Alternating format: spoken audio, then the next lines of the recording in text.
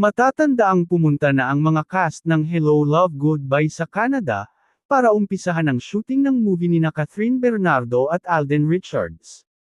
Kalat na kasi ang tungkol sa pagkakagulo ng mga kababayan natin doon sa Canada, dahil kina Catherine Bernardo at Alden Richards.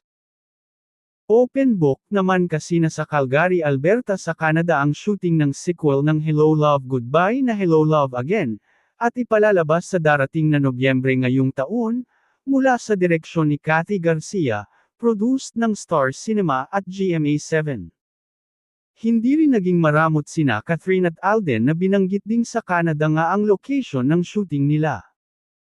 Ibinalita rin ni Nanay Christy Fermin at Romel Chica, kahapon ng tanghali sa programa nilang Christy Ferminit, sa 92.3 Radyo 5 True FM tungkol sa Catden shoot.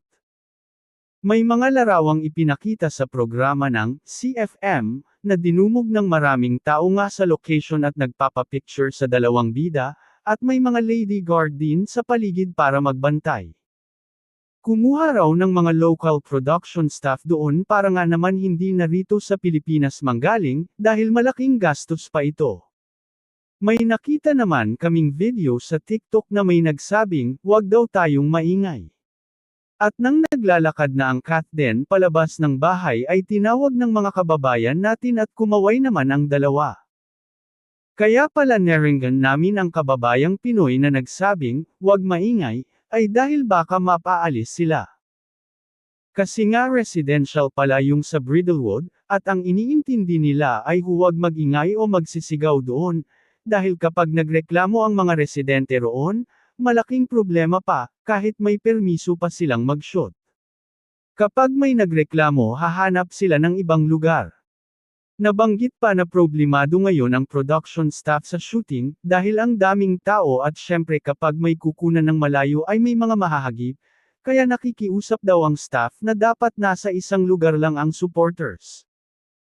Natural maraming nagpunta kasi araw-araw nasa TikTok sila, Catden, at sinasabi kung nasaan sila, kaya maraming kababayan tayong nasa Canada na nagpuntahan doon. Totoo naman din dahil kapag ang mga Pinoy ay nakabalita na pupunta ang paborito nilang artista sa ganitong lugar ay maglilib sila sa trabaho para makabisita kung saan mang lugar sila. Marami na ang nag-aabang sa Hello Love Again, nina Catherine at Alden, dahil long overdue na raw itong part 2. Sana wala ng aberya, para matapos na agad ang shooting ng Hello Love Again.